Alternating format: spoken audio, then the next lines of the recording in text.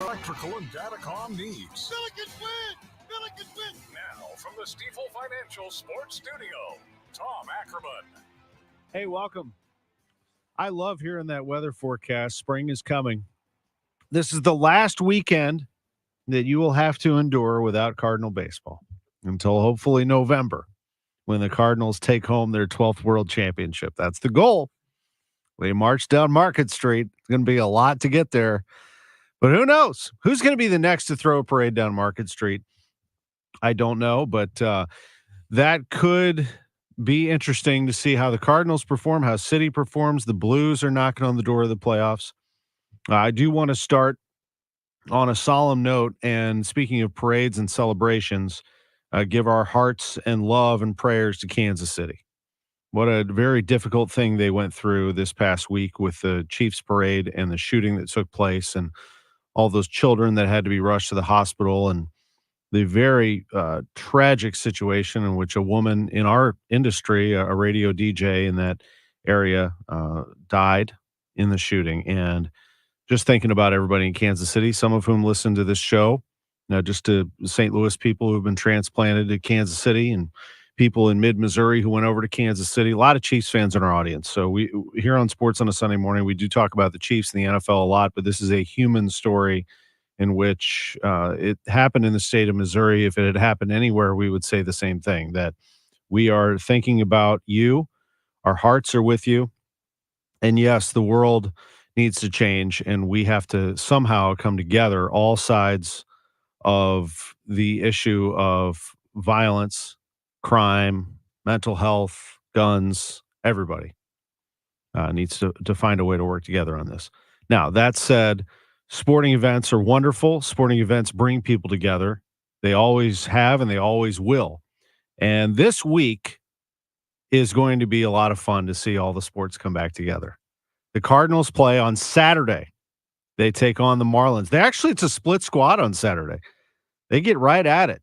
They take on the Marlins at Roger Dean. They take on the Mets at Port St.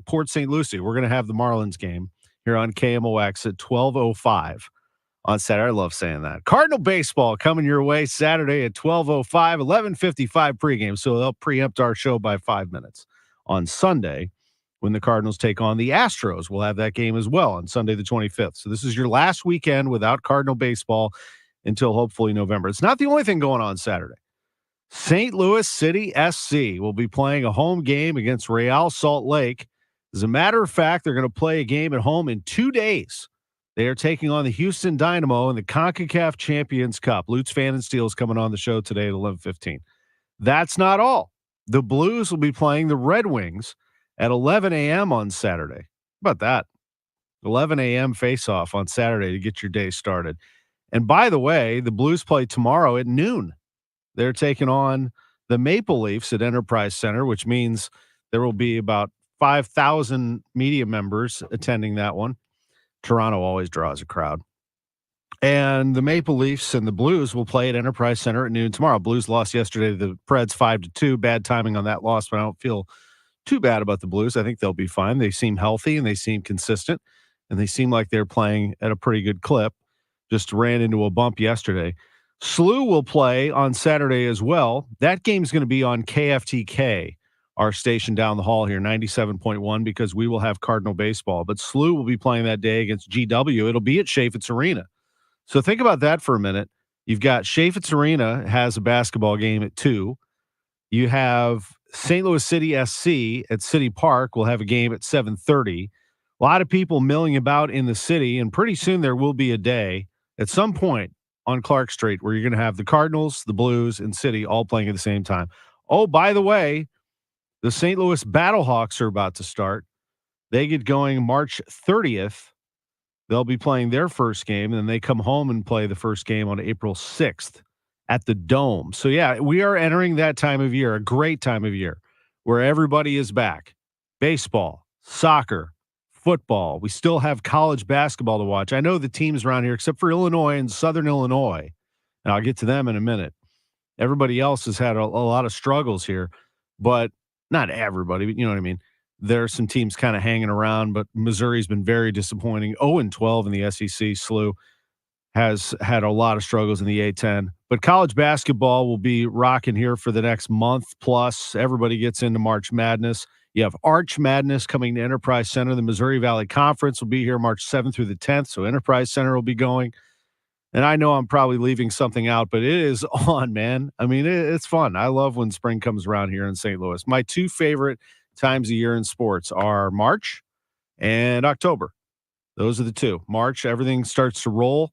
And October, you got championships, you got football in full swing, college football, and some sports starting up like college hoops and hockey. And it's just a great time of year, postseason baseball, God willing, here in St. Louis. Good times. Speaking of the Cardinals, just a couple of thoughts on them. John Mosalek's going to be with us at 11:30. I was a little I don't know how many fans felt this way, but I had a couple of people reach out to me about Derek Gould's story about Nolan Arenado, how Arenado kind of questioned his leadership. And the story was about how he was a little bit not afraid, but tentative to talk to young players because he wasn't playing well himself. I find that admirable in Arenado to talk and speak in that way. And I hope that everybody feels the same way about Nolan. Nolan is an exceptional talent. He is one of the greatest third basemen in the history of the game. He is a fantastic player. And one of the great things about Nolan is that he wears his heart on his sleeve. I think it is also one of his very few negatives. I think he wears it too much, and I think it's noticed in the clubhouse that he gets down on himself. But he's a competitor, man. I mean, this is how he is wired. He is wired to compete, and when it doesn't go well, you see it in his face. Probably wouldn't be the best poker player in the world. Goldschmidt would be a great one. Arenado, not so much. When things aren't going his way, you can see it in his face and in his actions. But man, is he an exceptional player. And I love that he steps up, and the first thing he says in spring training is not about anything other than moving forward. He said, I apologize, not to be rude, but I don't want to talk about what happened last year. I want to look at how I can be better. I need to be better in this area, this area, this area. And he pointed them all out. And I love that he talked about leadership, and he admitted he's not the best when it comes to being a vocal leader. Goldschmidt's not the most vocal either, but Goldschmidt, the way that he carries himself is a good influence on Arenado, that you don't always have to be going 4 for 4 and making dazzling plays to tell younger players how to get the job done. Hey, look at Matt Carpenter. I mean, his skills have diminished. He's basically the 26th man. He's hitting, what, $180? He may come out there and hit a few bombs here and there, but he's really on this team to help guide people along. Adam Wainwright last year was not pitching well all year, but an influence on people that they will be able to carry for years to come. So you want to have guys like that, and Arenado hopefully will hold himself accountable and be more of that. But I like when players speak their mind, when they say things to reporters, and those reporters put those stories out there. And I hope that everybody gives Arenado the benefit of the doubt on that, there's nothing wrong with Arenado. There's nothing wrong with the Cardinals' leadership. It really is all about winning. I remember talking to David Eckstein after the 2006 season. And Eckstein played, by the way, with busted ribs, and it was unbelievable what kind of a battler he was. But how the clubhouse was not great down the stretch in 2006, and then everything just sort of clicked in when they realized they were healthy, and they went on to win the world championship in 2006. And he was like, well, yeah, the clubhouse wasn't good because we were losing. He said, it sucks to lose. But when we started winning, yeah, everything comes together and everyone's smiling and firing on all cylinders, and we won the world championship. Winning cures everything. And if the Cardinals just go out and produce, play ball, don't worry about all this other stuff, everything else will come together. Leaders will stand out, hold each other accountable. It won't be as magnified. You can just go out and play, and they're going to have to play really well to win this NL Central. But I do like this Cardinals team. I think there are many questions about them, and that's fair. It's how it should be around here. We should hold this team to the highest standard, and if they need to make a move at the trade deadline, they need to do that to get themselves in better position to win. You got to hope that it doesn't have a repeat of last year. Last year was an absolute mess. The season was over in June. Can't let that happen again. I think they are better equipped with this rotation to at least keep this boat from sinking, and perhaps the bullpen can be better because they have a shorter window to work, and the offense doesn't have as much pressure on it because the starters go deeper. think the defense will be improved. This should be a good baseball team. Not the best team in the National League on paper, but the best team in the National League on paper doesn't always win the World Championship. Sometimes the Arizona Diamondbacks get in there. Sometimes the 06 and the 11 Cardinals get in there. It's a good baseball team, and we'll see how they move forward. Talk to John Mozeliak about it at 11:30 here on Sports on a Sunday morning. And the other thing that happened last night that I did not anticipate talking about this morning, Drew, was the slam dunk contest last night. Now, I was calling the women's game, so I watched it on replay, and I came home and I watched Mac McClung win. If you don't know who Mac McClung is, he's a G League player. And that's my point, is that a lot of people were down on the dunk contest and they think they should scrap the contest and the contest isn't exciting anymore. And I put out a video of Michael Jordan and Dominique Wilkins going at it in 88 in Chicago. 85 was the first time that Jordan won. That was in Indianapolis. 86 was Spud Webb. 87 was Neek. And then 88 was the showdown in Chicago. Jordan comes home, wins the dunk contest. And I said, this is a dunk contest. I think most people understood where I was going, but there are newer, and Drew, you're a young man. I know you're a younger NBA fan. I don't know where you fall on this, that kind of treated it like I was putting out a video from the 1940s. Like these are old players and everybody can do those things.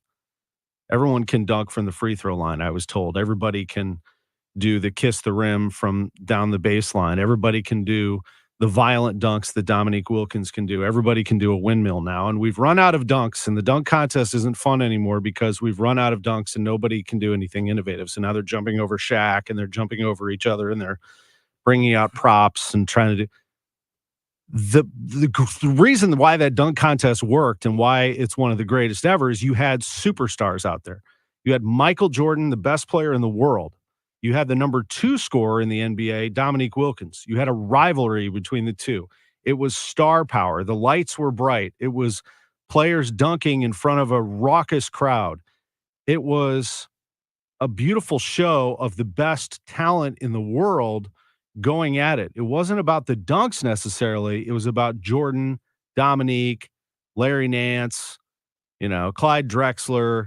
And then later on, we had a couple of others. Every once in a while, you get a really good one, like 2016 with Zach LaVine. You get some good ones. But most of the time, the best dunk contests had the stars in them. That's why it's not as good in my estimation. You got a champion. He's great. I mean, he's leaping through the roof.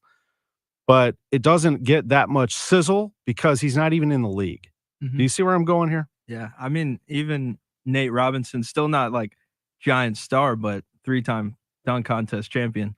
Yeah. Still amazing to see. Blake Griffin. I think it applies just to all sports in general. If it comes to all-star games or any other contest, just keep them. This is my marketing mind moving here, but with all respect to the players that are giving it a go in that contest last night, they gave it a shot. And I'm happy that they did because the others don't. But sports are about, people want to see the best of the best do what they do. They want to see the stars, and the attraction of Jordan and Dominique was why that contest worked and why it doesn't work anymore. I'm really kind of down on Jay Williams too, who said on ESPN something along the lines of Caitlin Clark won't be the best. Like what is going on ESPN? What are some of the, why are we overthinking basketball? And how he said that Caitlin Clark won't be considered one of the best players. She's not there yet because she hasn't won a championship. I mean, she's the all-time scorer. Well, I don't know. I don't understand what more that by that logic, then Dan Marino is not a good quarterback. I mean, what? It just doesn't make any sense. It's amazing that somebody would think in that way. That's incredible to me. All right. Just a couple of thoughts that crossed my mind last night that I wanted to share with you. I'm going to take a quick timeout. When I come back, I'm going to give you the top 25 in college basketball. We're going to sort out who are the best teams and who's going to make a run in the NCAA tournament. Top 25, also some local scores. Travis Ford at 10:30. 10:45 is our Blues breakdown. Lutz Fan and Seal 11:15. John Mozeliak at 11:30. Chris Blair from Daytona, where it's been rained out for today. They're going to start it up tomorrow afternoon at 3 Central Time. He will be with us back after this. The choice of a lawyer is an important decision and should not be based solely on advertisements. STL Today is named Under Law 2023's best St. Louis law firm. We'll continue to make a difference, one case at a time. When you're injured, call Onder Law at 314 or 618-9000000. From the team that brought you Amy Poehler's Say More with Dr. Sheila comes the comedy podcast, The Chris Chapman Do-Over, starring Ike Barinholtz as controversial shock jock Chris Chapman, who returns to the airwaves after being canceled. This is your boy, Chris Chapman. My old show was a victim of a little thing called cancel culture, and I vowed to take a long break and really reflect. But I'm here to announce I'm back. Better than ever. The improvised Chris Chapman Do-Over is an Odyssey and Paper Kite production starring Ike Barinholtz as Chris Chapman. Listen on the free Odyssey app or wherever you get your podcasts. What keeps you up at night? If it's a new diagnosis or an aging parent or just being home alone, our St. Louis-based ACM Care can help. Their RNs will listen to you, advocate for you, and get you through this. ACM Care is a nonprofit based right here in St. Louis. They've been helping St. Louisans for over 24 years, and they want to help you too. The first call is free. You can reach them at 314-293-0697 or acmcare.org or Google them. ACM Care will get you care. This is Christina Straight with Straight Realty reminding you why pay more than $4. In 2003, we had a dream to start a real estate company that would revolutionize the real estate market. Now, 20 years later, after navigating through the many markets' ups and downs, we know exactly how to help you in this challenging time. I'm Christina Straight, owner of Straight Realty. Don't give away your hard-earned equity. Give us a call today, 314-441-4444, 314-441-all-4s. And remember, why pay more than $4? Straight Realty is a licensed broker in the state of Missouri. Did you all hear what's going on with these energy mandates? You know, I've been told they don't make a lot of sense, and I'm in the business. I agree 100%. Actually, they make 0 sense. So here's the easiest thing, and the only thing I have on a recommendation. You're going to need a new furnace or a new air conditioner. Just call me for a just common sense approach to your heating and cooling needs for your house. If your system is old or you just want to replace a system, now just call me. It's Bart Inman, one easy number in Missouri and Illinois. The easiest and the only one, Missouri and Illinois, is 314-293-2600. Again, it's Bart Inman, 314-293-2600, or on the internet, it's bartinman.com. That is Bart with a B, Inman with an I.com. I'm Benjamin F. Chavis Jr. with the good news, brought to you by BetterHelp. The 50th anniversary of hip-hop culture has still been celebrated across America and throughout the world. One of the early stars of hip-hop was Queen Latifah, who continues to make a positive difference in communities. The good news is the 46th Kennedy Center Honors awarded Queen Latifah for her outstanding contributions to humanity. Do relationships have to be easy to be right? Of course not. The best relationships with friends, family, or partners happen when both people put in the time and commitment to make them great. Therapy can help. BetterHelp offers convenient, affordable online therapy. Start the process in minutes and switch therapists anytime. Give your relationship some love with BetterHelp. Visit BetterHelp.com/good news today to get 10% off of your first month. That's BetterHelp, HELP.com/good news. That's the good news. I'm Benjamin F. Chavis Jr. on the USBC Network, brought to you by BetterHelp. What better way to support your nutrition than with the multivitamin that was created right here in St. Louis? Neovitin Original Multivitamin was created by St. Louis physician Dr. Ribicki to support his own nutrition when he needed it most. Now, Neovitin Original Multivitamin is formulated with sensible doses of vitamins, minerals, antioxidants, and Dr. Ribicki's proprietary blend to give you nutritional support you won't find anywhere else. Neovitin is now conveniently available through our no-obligation monthly subscription. Cancel or pause at any time, and shipping is free. Support your nutrition with a subscription to Neovitin at neovitin.com today.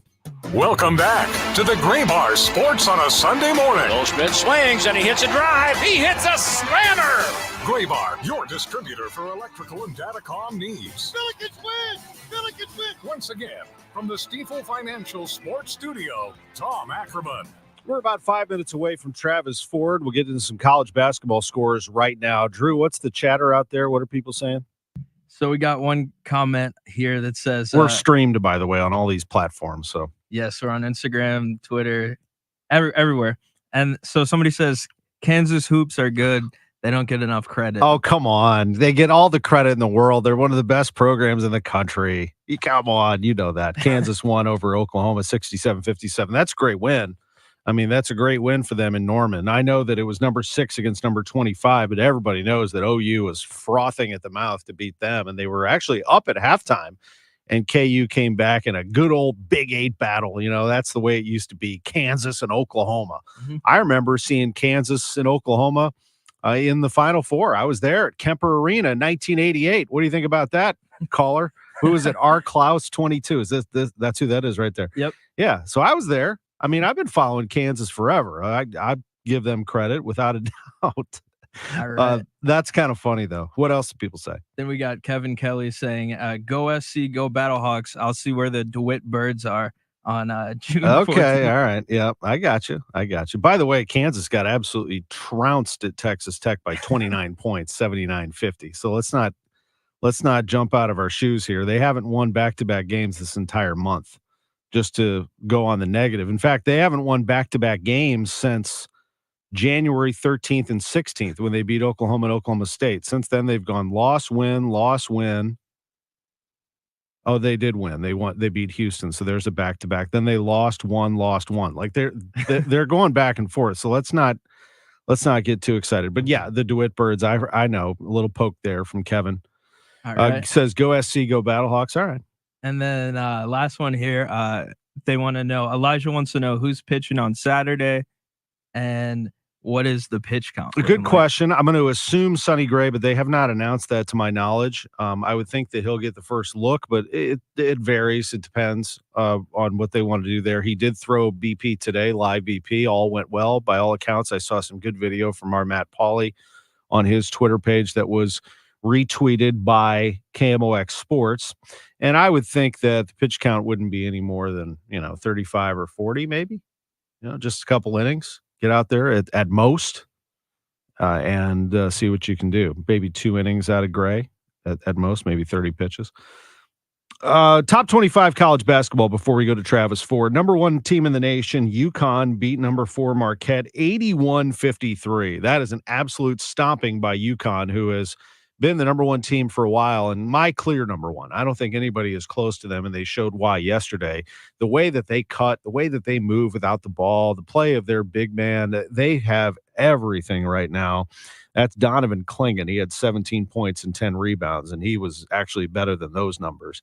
That's a good UConn team. My top 4 seeds right now are UConn, Purdue, Houston, and Arizona. Marquette should not be considered the number 1 seed, although I think they could surprise once they get to the tournament. But Arizona should be number 1 in the West. Houston, Purdue, and UConn should round that out. Purdue in the Midwest and UConn in the East, with Houston also as a number 1. That's how I would do that. Houston beat Texas 82-61. Number 5 team, Arizona, will play Arizona State on Thursday. Arizona is a heck of a team. I mean, I'm on the Arizona bandwagon right now. They won yesterday over Arizona State. You ready for this score? 105-60. I mean, it's a ridiculously good team right now. That's their rival too. I know they were supposed to pound them, but they absolutely did. North Carolina is definitely a team to watch behind Kansas. Kansas is 6, Carolina 7. North Carolina is playing really well. They beat Virginia Tech 96-81, so they're starting to come alive. I think the team to watch in this entire tournament will be Tennessee. Tennessee is absolutely legit. They have size, they have speed, they have a great coach in Rick Barnes. They blistered Vanderbilt 88-53. Duke, I don't totally trust them. I think they're tough. I don't know how tough they are. We'll find out. They beat Florida State 76-67. Iowa State's number 10. They're good. They beat Texas Tech 82-74. South Carolina, number 11, got beat by LSU 64-63. Baylor over West Virginia 94-81. Kentucky beating Auburn. I mean, going into Bruce Pearl's house and putting a little beating on him was pretty incredible if you're a Kentucky fan. 70-59. They beat Auburn yesterday. So Kentucky really clamping down defensively, held Auburn to 31% shooting. Number 14 team in the nation is Illinois. Nice win at Maryland, 85-80, on a day when the Maryland community remembered Lefty Driesell, the legendary coach. Alabama won, so did Dayton and Creighton. They're the 15, 16, 17 teams in the country. BYU lost to Oklahoma State. Wisconsin lost to Iowa. Virginia won. They're number 21 in the nation. Then the number 23 team, Indiana State. Oh, no. Somebody mentioned on Twitter last week that I was the kiss of death because I was talking up Indiana State on this show and they lost to Illinois State. I didn't know that I had that kind of power till SIU beat them. I expected Southern Illinois to beat Indiana State 74-69 in Carbondale yesterday. That Southern Illinois team's really good. They have Brian Mullins having them play at a very intense level, and that's a huge win over a ranked team at home. The Valley's going to be interesting here now with Indiana State losing back-to-back games and Drake starting to flex their muscle a little bit. They're going to play today. Drake will have a game at home against Murray State, and they are currently a half game. They need a win. They'll tie Indiana State at the top of those standings. When we come back from the Atlantic 10, it's St. Louis University coach Travis Ford on KMOX. There are times where high standards are vital. For example, your football team wouldn't let just anyone start at quarterback. And should you let just anyone give you guidance? We don't think so. In fact, at California Psychics, 98% of the psychics who apply to work with us don't make the grade. You see, we come from the home of free spirits and open minds. We're not short of spiritual believers or big dreamers. It's why we know better than anyone what makes a good psychic. California Psychics connect you with the very best, so we can guarantee if your reading isn't life-changing, it's free. Download the app or connect with us at CaliforniaPsychics.com. Right now, new customers receive 20 minutes for just $20. So, there's never been a better time to give our services a try. That sounds like a touchdown to me. Experience the joy of certainty. California Psychics. Okay, so you filed your taxes this year, but you know you have past IRS issues. And now the IRS letters are coming.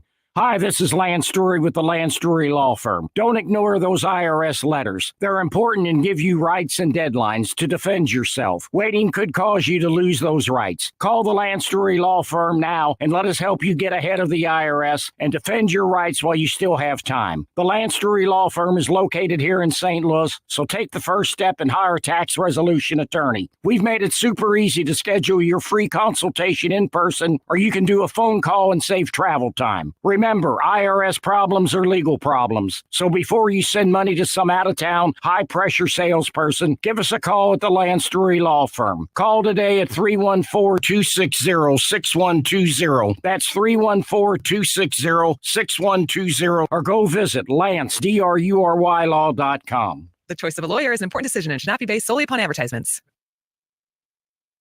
By Air Comfort Service Heating, Cooling, and Installation. Royal Banks of Missouri is your community bank with locations throughout St. Louis, St. Charles, Northeast Missouri, Granite City, and Jerseyville, Illinois. A bank branch is not far away. Royal Banks brings in experienced staff and products and services designed to meet your professional and personal financial needs. Investing in our communities, one client at a time. Call 314-212-1500 today. Royal Banks of Missouri, member FDIC, and equal opportunity lender.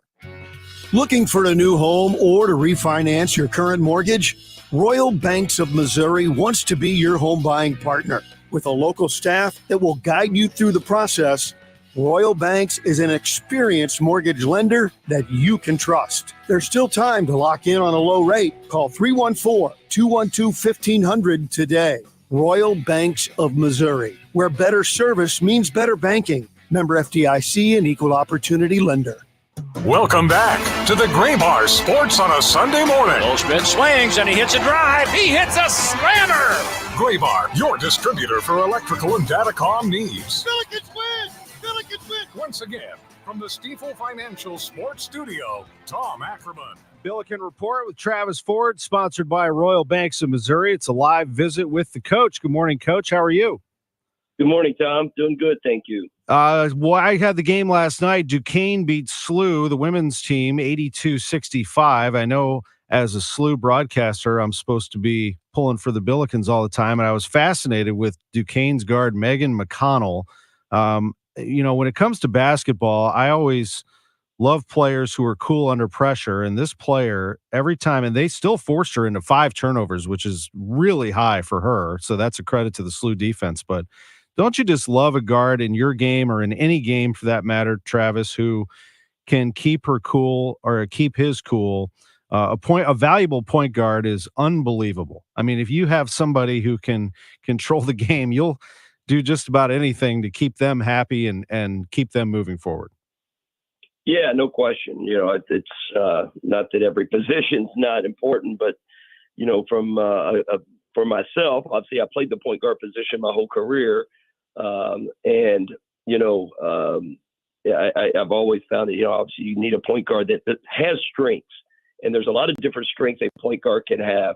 There's such thing as scoring point guards. There's assist point guards. But what you really need your point guards to be consistent defensively, you need a really good defensive point guard because that starts your defense. They are the head of your defense. That's what the other four guys are looking at that person to start your defense. No different than they start your offense. But yeah, point guard play is very, very important. No question about it. It sure is. And for that matter, looking at your team, I know you've had to rotate through some point guards, and I'm not making an excuse for you necessarily, but and you have improved here offensively over the last few games. But the point guard play, how has that changed your team for the good and for the bad? Well, yeah, I mean, I don't think it's excuses. It's we brought in a veteran point guard that, done some really good things at other places than Mike Meadows. And he's just been as injury prone as anybody this year. It's been a tough go for him and he's tried, but he's been in and out 3 different periods where he's missed multiple 4 to 5, 6 games at a time, 3 different stretches. So that's been difficult. And then it, obviously falls back on a freshman, Sion Medley, who's really competing. I mean, he's really works hard every day. I love his attitude. It's a lot to ask for a freshman. A lot of times, who was kind of a backup to begin with, but he's done a good job. Now that Mike Meadows out, Sion can't be the only guy. So Larry Hughes has taken up some of the slack, and really like a lot what Larry Hughes is doing. I don't. It's not his natural position, but he's really accepted that responsibility. When he needs to play there, we'll bring him off the ball when Sion is at the point. But Larry's done a good job there. But it's not his natural spot. And then we've had Jolie do it a little bit, but it's been a position for us that's been in flux a lot. It's been a tough spot just, because of injuries and different things. In that game against VCU, they put on a lot of pressure. They do what they can to cause turnovers. You actually committed 10 turnovers, which is a pretty good number. I would think you'd have to be fairly satisfied with this number, but they did shoot the ball well, and they especially shot it from 3 very well, didn't they? Yeah, we cut down our turnovers after going 22 turnovers at St. Joe's and losing about 1. We cut it down to 10. And VCU's ranked top 5 in the country defensively, top 5 in most all numbers in the country. And we scored. We scored 85 points. We just couldn't stop anybody. They made us pay. Going back and watching the film multiple times, they made us pay every mistake we made. They made a 3, and some of those you hope they just miss. They really made us pay from 3 off our mistakes. And going back, look at it, was 2-point game with 6 minutes to go against I think a really, really good veteran VCU team. We just gave up 3 spurts throughout the game that were the difference in the game, and these are like 5-0 spurts, 6-0 spurts. Dictated by either a bad shot by us or a missed layup by us that, you can cut it to 2. Next thing you know, they go down and score. Now it's a 6-point game. We miss. They make a 3. It's 9. That happened a couple of times. It's just a couple of spurts here and there that hurt us, but our defense was just very, very poor. Just didn't have a lot of resistance. Under the 7-minute mark in the second half where we had the game, it was back and forth. 2-point game, 4-point game.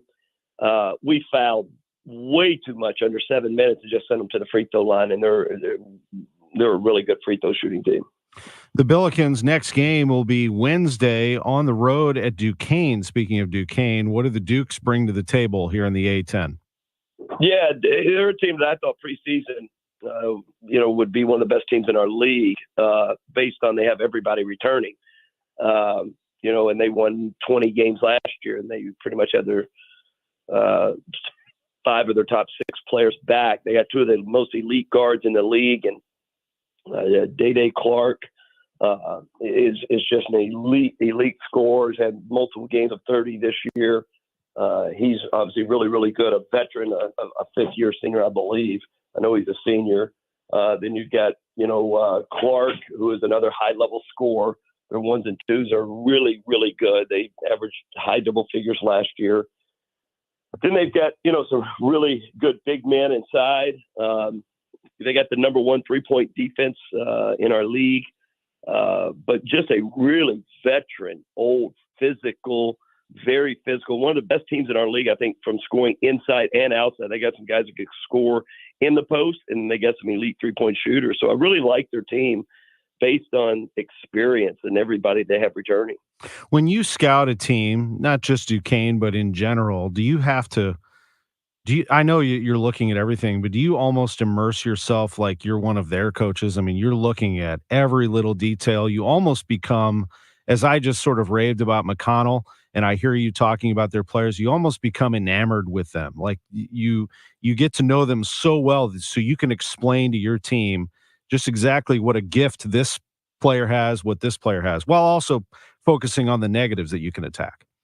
Yeah, and that's a good point, Tom. Very good point. And I'll tell you a step further. Something I've always done, but we've done with this team. I obviously have coaches that are preparing for this game way ahead of time, and I start on it immediately after our last game and watching them. But there's things that teams do that we'll talk and learn from. Say, look how well this team. Look how this is a screen we set, but look how well they did. They do it better. We can learn from this.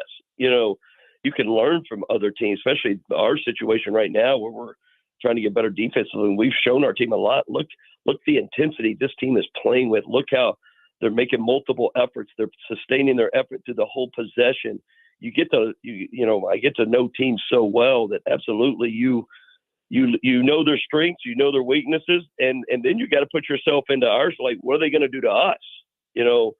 Not only what are we trying to take away from them, what are they going to try to take away from us? And, we knew that like VCU was going to try to trap Sincere Parker pretty much everywhere he went, which they did. But we had worked on it for 2 days. This is what we're going to do. And we were able to handle that. And he was still able to score. And they were, so we've got to look at not only what we're doing to them, but we got to anticipate what they're doing to us as well. Yeah, a couple of things left for Travis Ford. You mentioned Parker, 30 points. I mean, put in perspective what we were watching here. I mean, a player, I know he's focused here and healthy, but I mean, it's not like he fired up 25, 30 shots. I mean, he did that on 10 of 16 and 6 of 9 from the line. Yeah, you and I have talked about it, Tom. I've talked about it a lot over the last 3-4 days. When I'm not shocked by it. I mean, this is what we saw all summer. Anybody on our team would tell you that. We saw it as the season started. We were a whole lot healthier, and other guys were playing well, and he was averaging 20, 22 outside of a game he didn't play a whole lot. He was averaging a lot of points. So we anticipated that he could score. I mean, that's something we knew. Now, we didn't anticipate he'd be out 2.5 months, but we anticipated he could score a lot of points. And now he's going to be drawing a lot of attention, and we've got to be able to handle that. And, we obviously have a plan in place for that, and he's done a good job of handling that. But I get in the office this morning at, I think a little before 7 a.m. And I walked down the hallway at about 7:30. He's in the gym on his own, and he's really been doing that the last 2 weeks. He and I talked about that a while back. And every day you're my coach, I'm doing it. I'm doing what you said. I'm listening and I'm doing it. And he's really doing the little things it takes, the little things that outside of practice, outside of what's required a lot of times. That's, I think, really helping him out a lot. That's pretty cool. Last thing is, one of the biggest things I thought that happened in basketball last night was this 3-point shooting contest between Steph Curry and Sabrina Ionescu. of the New York Liberty. She is the shooter out of WNBA, and he, of course, is the king, the greatest shooter probably ever from the NBA. And you were a great shooter, and still are. I would imagine you can still knock them down. I think it's spot me up. As long as I don't have to move a whole lot, spot me up, and I'm okay.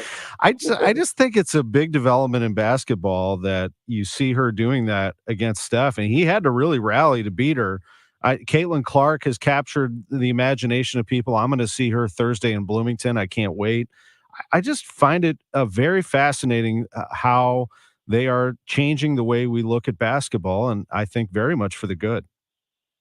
Oh, no question. I was just talking about that days ago. I'd love to see Caitlin Clark play in person. I think it'd be very exciting to see that. But I've always said, I've said this forever, I think girl basketball players, women basketball players are better shooters than men. And I knew this contest was coming up, and I wasn't going to be shocked if Steph Curry got beat, even though Steph Curry, it's like you said, I think the greatest shooter to ever play. Just for the fact,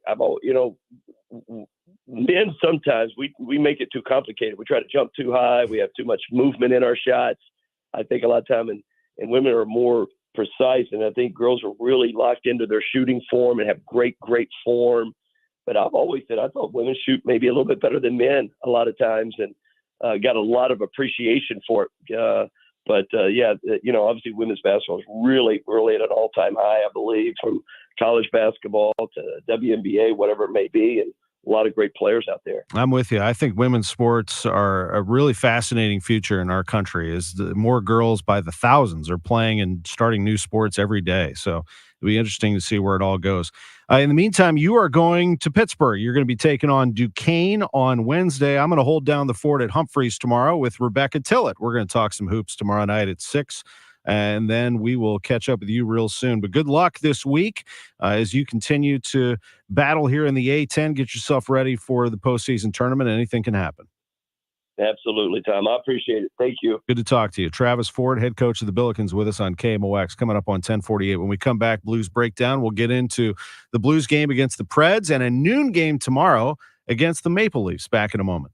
Life is challenging and ever-changing, so take control with passive income through real estate investing. Learn how, learn now. Let Del Walmsley and Lifestyles Unlimited's investors and mentors show you. Go to GiveMeTotalFreedom.com for our special offer. A financial freedom membership for only $297. That's 60% off the regular price. Enter promo code 2024. Learn to retire through real estate investing from the best. Go to GiveMeTotalFreedom.com. GiveMeTotalFreedom.com. Learn the path to retiring at GiveMeTotalFreedom.com. Code 2024. Your garage door is always there for you, rain or shine. Are you taking your garage door for granted? Is it screeching and whining for attention? Trust Overhead Door Company of St. Louis to keep your garage door reliable. Maybe the old weather stripping needs replaced to keep out the cold and hot air. Call Overhead Door Company of St. Louis, trusted here since 1926. For same-day service, call 314-781-5200 and schedule online at overheaddoorsstlouis.com. Hi, this is Margaret from Eamon Gantner in Capriano. In the last year, my family has changed. There's a new baby, a new fiance, and an empty chair where Graham used to sit. Family, health, wealth, it all changes. And my estate plan changes too. Eamon Gantner in Capriano works with me in all of my life's changes, adjusting strategies for when I'm here and when I'm not. What about you? Are there changes in your family? Do you have an estate plan? When was the last time you reviewed it with an attorney? Eamon Gantner and Capriano offers a free webinar where you'll learn more on legal strategies of wills and trusts. Check their website, yourestateMatters.com. Eamon Gantner and Capriano, your St. Louis estate and long-term care planning attorneys. Online at yourestateMatters.com. The choice of an attorney is an important decision and should not be based solely on advertisement. Did you know that St. Louis composting is open all year long? It may be winter, but it's the perfect time to start planning for next spring's bountiful garden and lawn. For more information, visit stlcompost.com. Fresh air freedom. Fresh air freedom. We're bringing you a big truckload of fresh air freedom. It's been a while. Clutter and junk have got you cornered. Every time you turn around, there's more than there was before. You barely have room to move. You're so crowded, it's hard to breathe. Call 1-800-GOT-JUNK. We make junk disappear. All you have to do is point. Your home is bigger than you think. You don't need a new home. You just need us to make the junk disappear from the one you've got. All you have to do is point. You're about to have a big home. A happy home. Where you can fill your lungs with fresh air freedom. Now you've got room to fly. Now you've got the breath to sing. Now you've got the space to entertain. We make junk disappear. All you have to do is point. Call 1-800-GOT-JUNK or visit 1-800-GOTJUNK.com. I always wanted to learn Spanish, but I never thought I'd have the time. Then I discovered Babbel. Babbel's lessons are fun. They only take like 10 or 15 minutes, and in 3 weeks, presto, you're starting to speak another language, like magic. I love that Babbel's lessons aren't just robots talking. They're voiced by native speakers, so you get the pronunciation just right. If you want to learn a language, there's no faster, easier, better way than Babbel. Babbel. Babbel. Go to Babbel.com and start learning a new language today. That's BABBEL.com. Prescriptions require an online consultation with a healthcare provider who will determine if appropriate. Restrictions apply. See website for details and important safety information. Subscription required. Price varies based on product and subscription plan. Hey guys, did you know there's a generic form of Viagra that works just the same, but is 95% cheaper? And you can get it online? Go to hims.com/joy. Through HIMS, you'll get a free medical consultation, discreet shipping if prescribed, and the process is 100% online. To start your free online visit, go to hims.com/joy. That's HIMS.com/JOY. Welcome back to the Gray Bar Sports on a Sunday morning. Goldschmidt swings and he hits a drive. He hits a slammer. Gray Bar, your distributor for electrical and datacom needs. Billikens win! Billikens win! Once again, from the Stifel Financial Sports Studio, Tom Ackerman. Enjoyed talking hoops with Travis Ford right there. Also, Lutz Vandensteel, John Mozeliak, Chris Blair, all coming. And Matt Pauley's going to check in now from Jupiter, Florida. He's going to give us the rundown of Sonny Gray's live BP. They were able to get one in on a rainy day down in Florida, so we'll hear from Matt in just a bit. The Blues lost yesterday 5-2 to the Nashville Predators. They fall at home in a game that they had 1-1 in the second period. Preds scored at the second period intermission. They're up 2-1, and then they just ran away with this game 5-2. What happened? Drew Bannister in our Blues breakdown, the interim coach. I didn't feel like we worked away from the puck quick enough.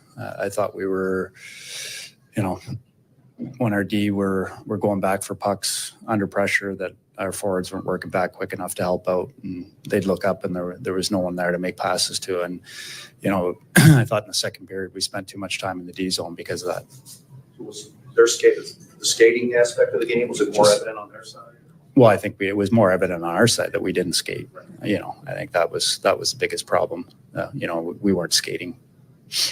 Were there opportunities? It seemed like you had some good opportunities on offense, maybe hesitant to shoot at times. Yeah, no question. I know we generated 37 shots, but we passed up probably, 5 quality chances to shoot the puck. I don't think we got pucks through to the net. I don't think we generated one shot on net on the 5-on-4. So, you have those opportunities, the 2-on-1s, penalty shot, the 3 other power plays that we had, and we didn't generate any shots off it. That comes back to hurt you. Jake just got in too deep on his penalty shot. Yeah, I don't know. You'd have to ask Jake. I mean, he always has a plan. He has a plan to go in, and usually he's pretty good on those opportunities. And goalie made a save. All right, we will ask Jake then. That is Drew Bannister. This is Jake Neighbors visiting with reporters after the 5-2 loss. Jake, what was this today for you guys?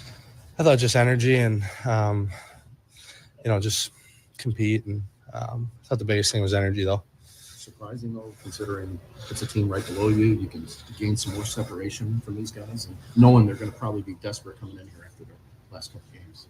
Yeah, I mean, we knew it all, right? Like, we knew they were going to come out with a push. And, I thought we weren't bad, honestly, through the first 2 periods. We had moments, we had flashes, but it wasn't consistent enough. And obviously in the third, they took over.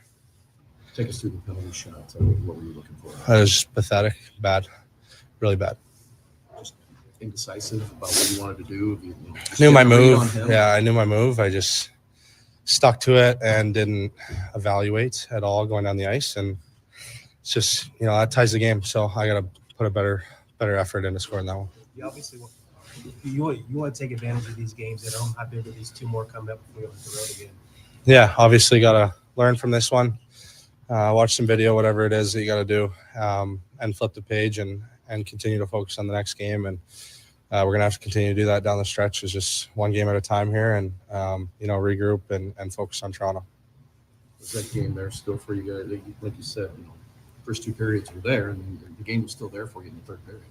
Yeah, I mean, I thought we were fired up in the room. We were ready. We were excited that we had a chance to go out and, tie the game, maybe win it, and put together a good push and, a couple penalties and whatever it is that you want to call it that take away the momentum from your team and just weren't able to fight back. When you guys play connected, you usually are pretty good. When the 5 main units weren't as connected, would you say? Yeah, I mean, like I said, I thought at times that we were. It just wasn't there for 60 minutes. And, they obviously capitalized on their chances. And, we also had a lot of really good looks that we probably could have finished, and their goalie made some unreal saves. So, the game can swing a lot of ways.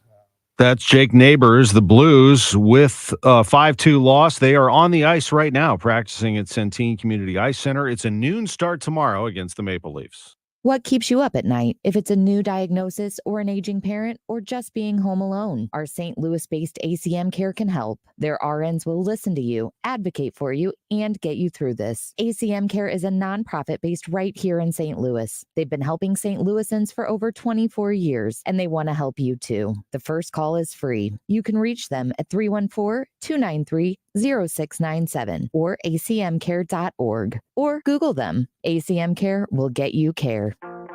Jewels on Hampton in St. Louis Hills is paying some of the highest prices on gold, silver, diamonds, semi-precious colored stones, and fine watches on site. Jewels on Hampton is a premier jeweler with an exquisite selection of diamonds, semi-precious stone jewelry, and vintage watches. Their expert design team can restyle your jewelry to today's contemporary style. They also do jewelry and watch repair. Need extra cash? Jewels on Hampton is paying some of the highest prices on gold, silver, diamonds, semi-precious colored stones, and fine watches. Bring in your collectibles and clocks, sports memorabilia, and figurines too. Jewels on Hampton, 4506 Hampton, just 3 blocks south of Chippewa. Call them at 314-752-5000. Jewels on Hampton. Question: are you a maintain it before it breaks person or a wait for a problem person?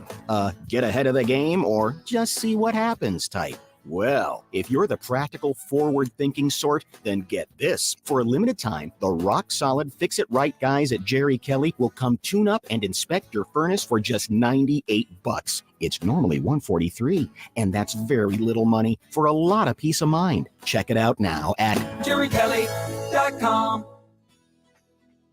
You know the Midwest Money slogan, isn't cash in the bank better than scrap in the drawer?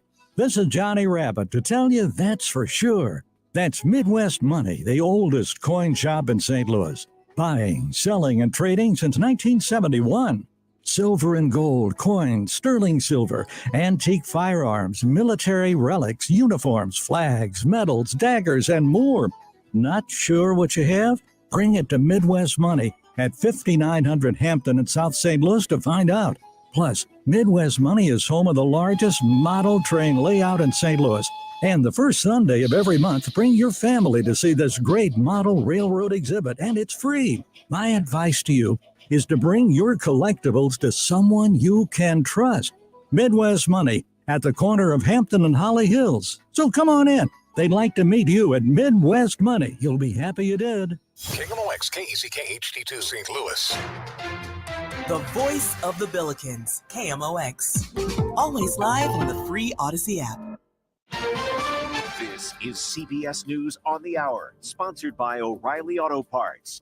I'm Monica Ricks. Federal investigators are in Burnsville, Minnesota this morning near Minneapolis, where our affiliate WCCO reports 2 police officers and a paramedic have been killed. The details here are still unclear, but Senator Amy Klobuchar weighed in this morning on X, saying they were doing their jobs. They were protecting our community. Minneapolis Police Chief Brian O'Hara also asked the community to keep them in prayers. Foreign aid still uncertain in the House as senators now work on a possible compromise to get it passed. South Carolina Republican Lindsey Graham says he's been making phone calls to colleagues about it all weekend. If you turn the lethal aid into a loan, do Remain in Mexico, Title 42, that combination not only gets through the House, it picks up votes in the Senate. It would be welcome relief to the Ukraine. It'd be a blow to Putin. It will also help Israel and Taiwan. Graham this morning on Face the Nation, that $95 billion aid bill made it through the Senate. The House is on recess till the end of the month.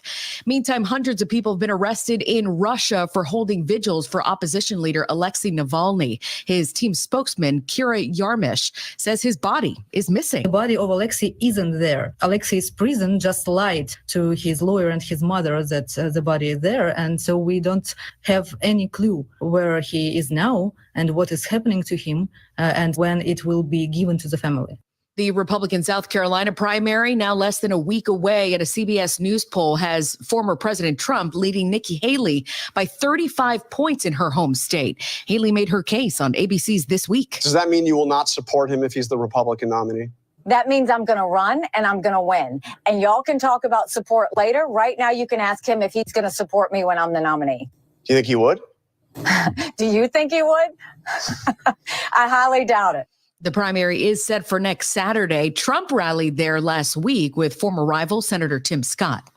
More flood and mudslide risks in California this week as more rain moves in. National Weather Service meteorologist Mark Chenard is tracking it. With the strong winds, we'll be looking at wind gusts over 40, 50 miles an hour. Some of the higher terrain, 60, 70 plus miles an hour. So we'll likely have some power outages from this. And as it rains and the ground saturates, it does make it a little bit easier for trees to come down. Meantime, thunderstorms in Florida have forced NASCAR to postpone the Daytona 500 till tomorrow at Daytona International Speedway. That big race was set to begin this afternoon, but final practices and the Xfinity Series were both canceled. This is CBS News. Think O'Reilly Auto Parts for all your car care needs. Get the parts and service you need fast from the professional parts people at O'Reilly Auto Parts. Mid-America's most trusted source for news. KMOX. At 11:03, we have sunny skies and 39 degrees downtown at the Arch. Good morning. I'm Scott Jagow. Our top story this hour, Friday's death of Russian opposition leader Alexei Navalny continues to make shockwaves across the globe, and it's getting some local reaction. Political analyst Hancock and Kelly spoke on Total Information AM this morning about the suspicions that Russian President Vladimir Putin had something to do with it. He's got a long history of killing his political foes, either by pushing them out of windows or car crashes or drugging them. That is John Hancock. Here's Michael Kelly on what he thinks the world might do about it in response. You have to stand together. You have to fund Ukraine in their war against him, and you have to try to find a way to put him into place. Locally, some scary moments at the St. Louis Galleria yesterday, but it turned out to be a false alarm. It happened at around 3:30 on Saturday when several officers from the Richmond Heights Police responded to the Galleria. That's according to our news partners at Fox 2. But the loud noise was actually a drumbeat from a protest. Police say there was a pro-Palestinian rally taking place at the mall around that time. As one activist started beating on a drum, the noise initially caused panic and led folks to believe it was the sound of a gunshot. Melanie Steen, KMOX News. Today is the second day of St. Louis County's Fight for Freedom event. It's at the North County Recreation Complex on Redmond Avenue. The National Park Service's Slavery in St. Louis traveling exhibit is there. Guest speakers are planning to highlight the stories of those who've made history. That event is going on today from noon until 5. Well, excitement is building for the return of City SC soccer. Hundreds turned out Saturday for a fan fest at the Armory. They got to see the new kit the players will be wearing at road games, as well as get signatures from their favorite athletes. City SC coach Bradley Carnell spoke with our partners at Fox 2. Last year we wanted to be competitive. This year we were, last year we were competitive, and then some.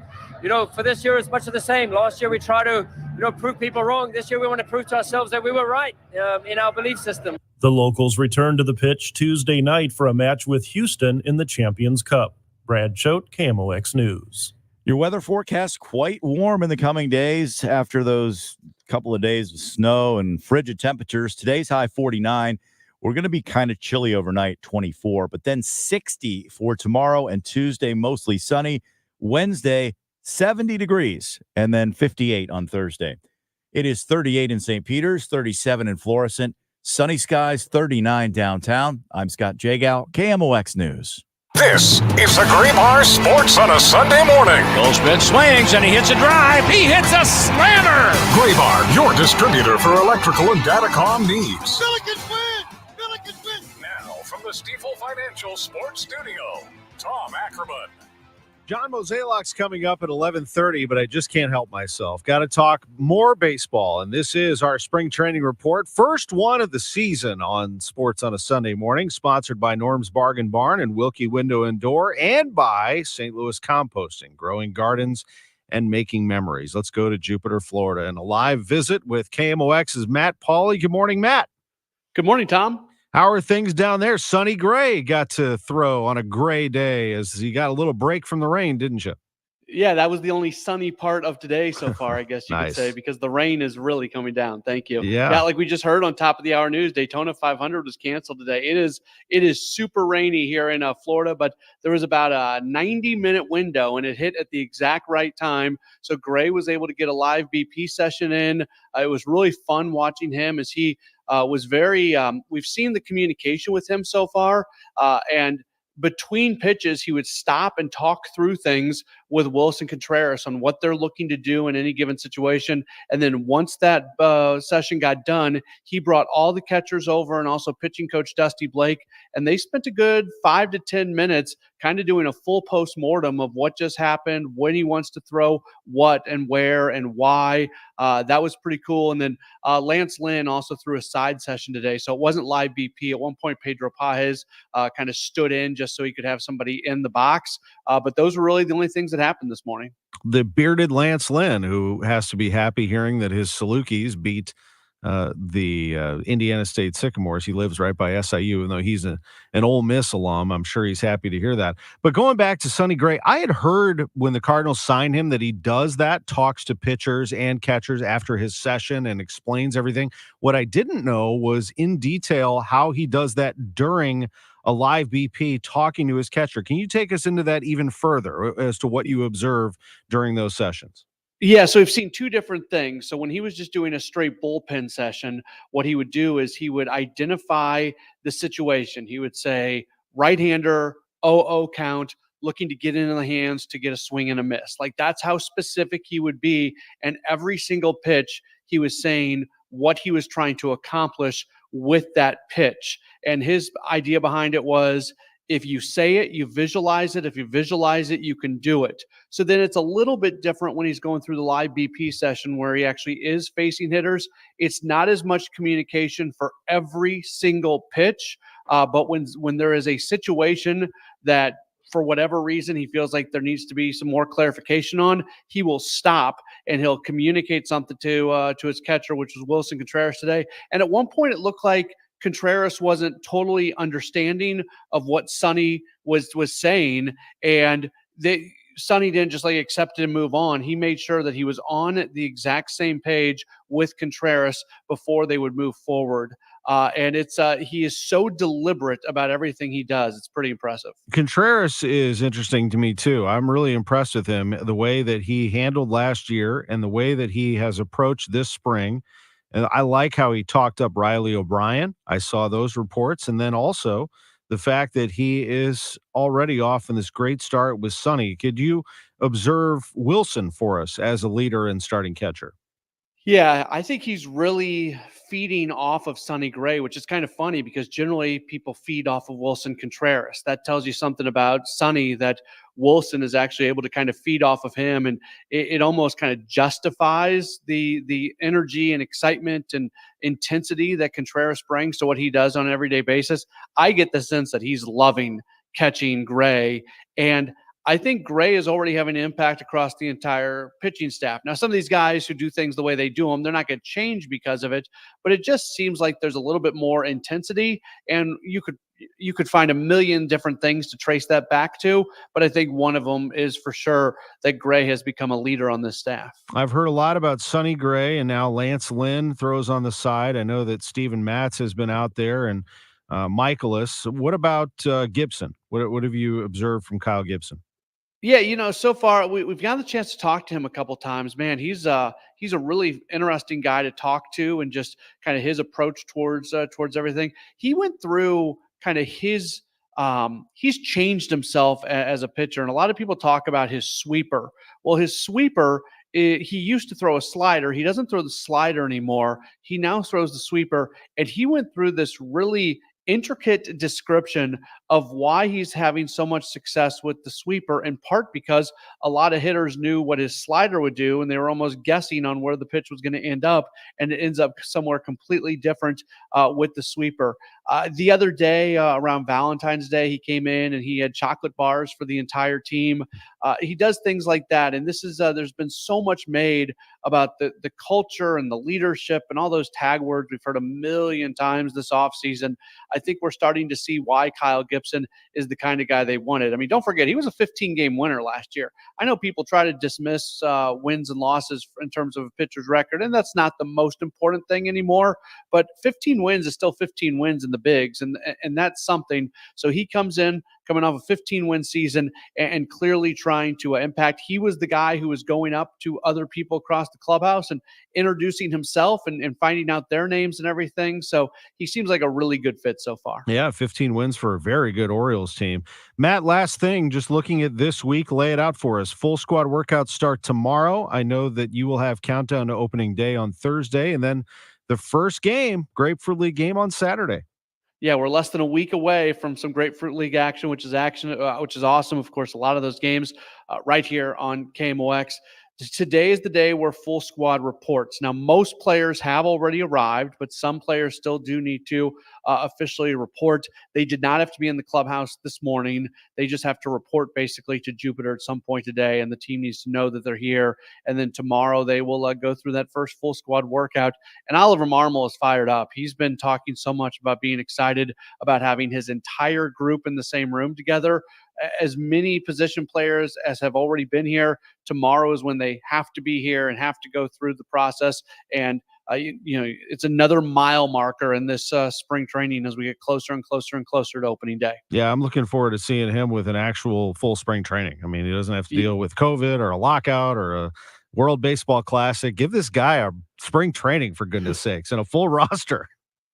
Isn't it wild when you really think through the past few years? You had WBC, you had a labor situation where you didn't have a full spring training, all the COVID stuff for the 2 years before that. This truly is the first normal spring training in 5-6 years? It's wild. Yeah, it should be good. John Mozeliak joining us in about 15 minutes or so, but we appreciate the update very much from Jupiter. Have a good one, and I'll see you down there pretty soon. Sounds great. Thanks, Tom. All right, Matt Pauley, Spring Training Report, sponsored by Norm's Bargain Barn, Wilkie Window and Door, and St. Louis Composting, growing gardens and making memories. Lutz Pfannenstiel is next. Missing this? Goldschmidt swings and he hits the ball left field. That's deep down the line, and it's a goner. The Cardinals' 2024 season is about to begin. Hi, it's Matt Pauley. I'm in Jupiter, Florida, covering Cardinals spring training. Matt's got everything you need to know. With reports mornings and afternoons and Sports Open Line weeknights from the T.R. Hughes Homes Broadcast Center. Cardinals spring training coverage, sponsored by St. Louis Composting, Wilkie Window and Door, and Norm's Bargain Barn. On the home of the Cardinals, KMOX. Do you feel like you're going through life clouded by doubt? Talk to California Psychics. Our trusted and accurate psychics are available 24/7, and we guarantee if it's not life-changing, it's free. Download the app or connect with us at CaliforniaPsychics.com. Right now, New customers get 80% off their first reading. Experience the joy of certainty. California Psychics. As an educator, Mr. Nelson's teachings are still being quoted in schools. Education is the most powerful weapon you can use to change the world. Mr. Nelson taught hope Everyone can rise above their circumstances if they are dedicated and passionate. and giving our best efforts. It's always impossible until it's done. Mr. Nelson Mandela's teachings not only united a nation, they inspire us today. Inspiration. Pass it on from passiton.com. The Doctors of Ophthalmology Associates are pleased to welcome Dr. Samuel Berry to their practice. Dr. Berry is a cornea surgeon with all the latest knowledge and techniques for advanced eye care and treatment in the field. So what do we call them now? The doctors? No, don't do that. Just the best doctors to see for your best vision in St. Louis. You can reach them at 314-966-5000. Now, Dr. Greg Birdie, Ranjan Malhotra, Robert Brusati, Andy Royer, and now Dr. Berry are experts in the field of diagnosing and treating diseases of the eyes, from dry eye to allergies to cataracts, macular degeneration, glaucoma, LASIK surgery. They handle it all. Doctors Birdie and Malhotra are cornea surgeons as well. So if you're having a problem, give them a call, 314-966-5000. You can also find them at youridoc.com. And of course, they're located at 12990 Manchester Road, just a half mile west of I-70 on Manchester. Really easy to get to from anywhere. And all you need to do to find out more is call 314-966-5000 or go to youridoc.com. KMOX celebrates Black History Month and salutes African Americans from St. Louis whose achievements changed the world. Lloyd Gaines graduated first in his class at Vashon High School and got his bachelor's degree at Lincoln University, where he was president of the senior class. He was the first black man to apply for admission to the all-white University of Missouri Law School. His application was rejected. The school told him to apply for a state-sponsored scholarship for blacks to attend law school in some other state. Gaines sued, took his lawsuit all the way to the United States Supreme Court, and won a 7-2 decision. It was the beginning of the end for segregated schools in Missouri. But 4 months later, in the evening of March 19th, 1939, Lloyd Gaines left an apartment in Chicago to buy some postage stamps. Lloyd Gaines was never seen again. His disappearance remains a mystery to this day. Celebrating Black History Month, the voice of St. Louis, KMOX. Welcome back to the Gray Bar Sports on a Sunday morning. Goldschmidt swings and he hits a drive. He hits a slammer. Gray Bar, your distributor for electrical and datacom needs. Billikens win! Billikens win! Once again, from the Stifel Financial Sports Studio, Tom Ackerman. I love this time of year. Let's get going with some soccer now. And St. Louis City SC Sporting Director Lutz Vandensteel is with us on a bright, sunny day in St. Louis. It's going to warm up, Lutz. That's what we want. A little spring weather coming our way. How are you? How about Tom? How are you? I'm doing great. You ready to go? Tuesday, Houston Dynamo, CONCACAF Champions Cup. Hard to believe we are 48 hours away from opening the doors over at City Park, but here we go. Yeah, definitely was a long break. I'm just sitting in my office looking down on the field and the boys are training, as you said, on a nice, bright Sunday morning. Yeah, definitely very excited. 2 home games, it's like really, I would say, a celebration of soccer to be back again on the field and kicking off the season with 2 home games. It's something special for sure. I saw an aerial photo of City Park on social media. It looks unbelievable how the pitch looks, how green it looks in contrast to the snow that's on the ground outside in downtown West. What a beautiful picture that is. Never gets old, huh? Oh, definitely an amazing picture. Now, if you would look at the 2 training fields right next to it, they're just as green as the stadium. So definitely, very good infrastructure and ready to go. I'll tell you who's happy to be there, and that is Chris Durkin. And he has some mixed feelings, I'm certain, in leaving one place and coming to another. But here he is. I wanted you to hear your new midfielder, Chris Durkin from DC United. It's hard leaving a hometown, leaving my family where, they can come and watch the game and drive 2 hours to come and see it. So that is a sad part for me. But I think this is a fresh start, and I love a new opportunity. And to be in a situation like this, I look out and see the stadium. It's like, I want to play there. I'm looking forward. I've heard a lot about the fans. I'm excited for stepping foot on the field for the first time and seeing that in person. Wow, I love hearing that too, don't you, Lutz? What an addition he is, Chris Durkin. Yeah, it's only 2 hours flight away from home now for his family to come, so it's not too bad. Chris was in Belgium for 2 years in St. Croix, where I really noticed him before he went back to DC. Definitely a player which fits like a glove to us from his playing style. He has a very good attitude. He's hardworking. He's always on the move. So for him, also having a really good season, I think he's definitely burning to be out there and actually soak up the atmosphere coming from a team like DC, where they don't have that big crowd like we do. So I think for him, it's a fresh start for sure. And I'm very positive about Chris here. He just turned 24 10 days ago, the young man playing as a midfielder for your team. You are loaded with talented midfielders. When you look at that group specifically, how do you view your team and where you have come and what is to come?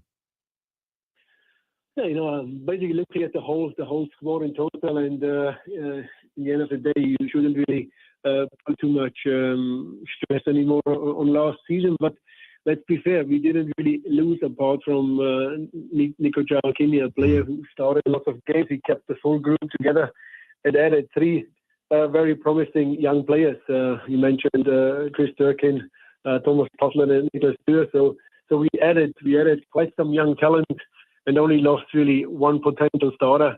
And I think that's something where we really can look positive into the new season. And yeah, you said it. It's a young group. It's a group with a high ceiling. We are definitely reached our high yet.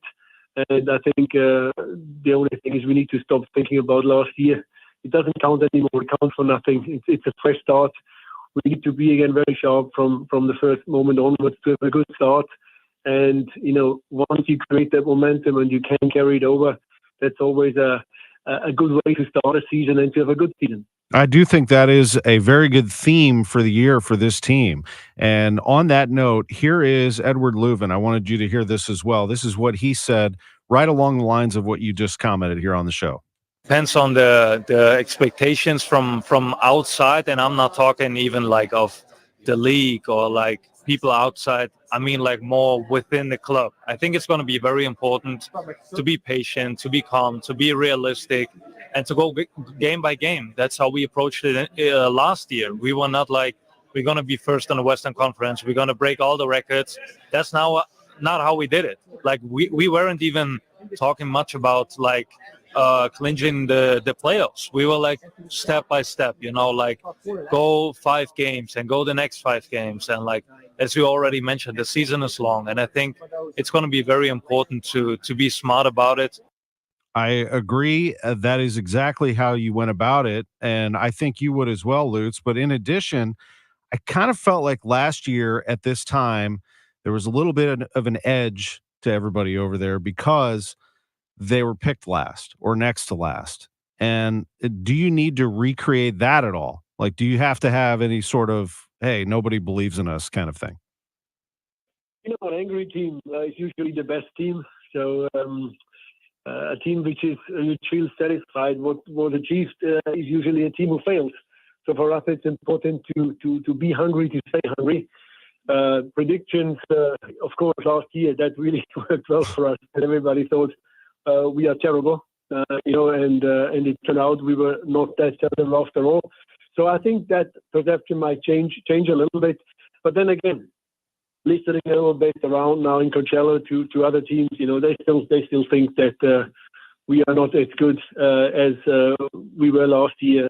So you still get that feeling that they take us a little bit more serious, but they still don't believe that we have the quality what they have. And that's always nice to be the underdog. However, Tom, I think when we're playing at home, we don't want to be the underdog. We want to be the boss in our own castle.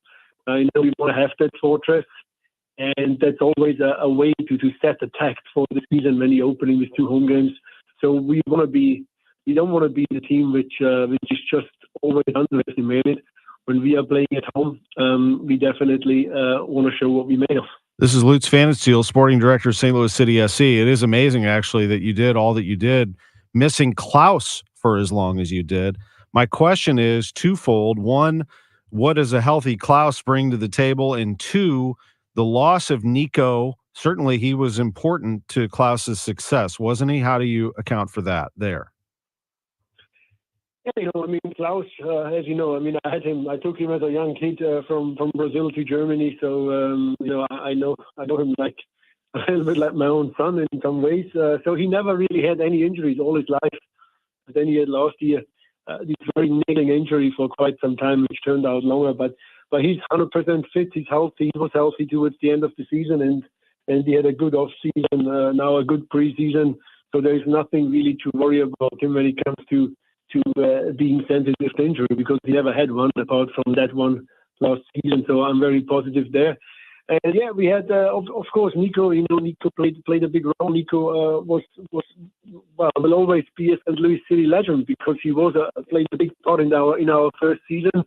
But it's always like that in football. Some the players will come and players will leave, and you not always can stop it. Nico wanted to leave, and we got a good offer, and we thought this is an opportunity for everybody involved to make the right step, and also give him the opportunity to make the next step.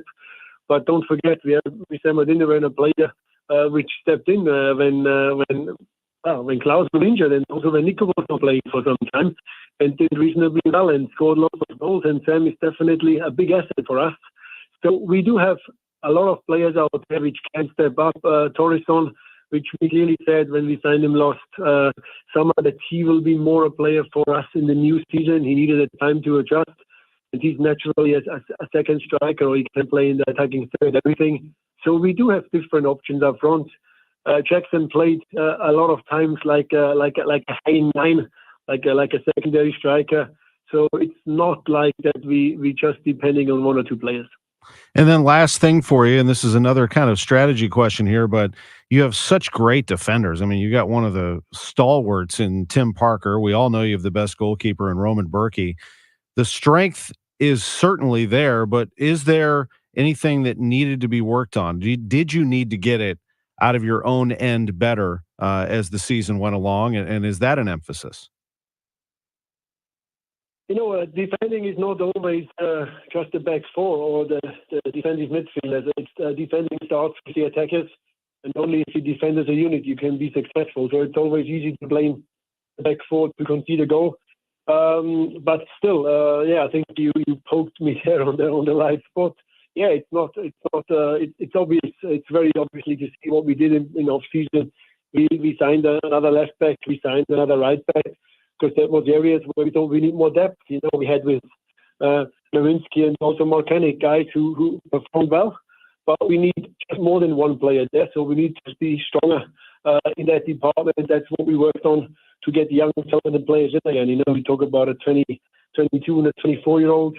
And then, of course, as you mentioned, Chris Perkin before, that's a defensive midfielder, hard-nosed working guy, like a guy who likes to get stuck in and defend and work hard against the ball. And that's also a very important part of our back four, is a player like Perkin who just plays in front of them. It's going to be a lot of fun to see you on Tuesday against the Houston Dynamo. That game at City Park, the CONCACAF Champions Cup opening match, and you will open the MLS season on Saturday night against Real Salt Lake. Here we go. It is time to play at City Park, St. Louis City SC. Those games on Y98 FM. We are proud to be your partner, and thank you very much for joining me on these Sunday mornings. We look forward to the visits. Have a nice day. You too. Lutz, Fan, and Steele. From one director to the other, the president of baseball operations of the St. Louis Cardinals, John Mozeliak, is next on KMOX. Hi, it's Scott and Andrea from Best Buy Flooring with exciting news. We've joined forces with Carpet for Less to open in South County. To celebrate our grand opening, buy 1 square foot of in-stock hardwood at the low price of $2.99 and get 1 square foot free. Plus, all of your favorites, a huge selection of vinyl plank, vinyl tile, sheet vinyl, laminate, carpet tile, and carpet, all at low, low prices. Come see us at our new South County location at 13520 Tesson Ferry Road between 270 and 141. Visit us anytime at our Hazelwood, Missouri and O'Fallon, Illinois locations, open 7 days a week. Best flooring, best selection, Best Buy. Best Buy Flooring. Del Walmsley and the Wealth Cycle. This is the wealth cycle that I've taught for 30 years. Buy one house, 10 houses, an apartment, 2 apartments, 8, 20, 500 units, 1,000 units, 2,000, 5,000 units. And as you keep putting the money and the profits back in, you become one of those rich people. And much quicker than you'd even believe. Learn Dell's Wealth Cycle at GiveMeTotalFreedom.com. Use promo code 2024. Save 60%. Code 2024. GiveMeTotalFreedom.com. GiveMeTotalFreedom.com. KMOX Weekend at your service. Sponsored by Air Comfort Service Heating, Cooling, and Installation. The choice of a lawyer is an important decision and should not be based solely on advertisements. The people have spoken. I want to thank you, St. Louis, for voting Onder Law 2023's best St. Louis law firm. When you're injured, call Onder Law at 314 or 618-900,000.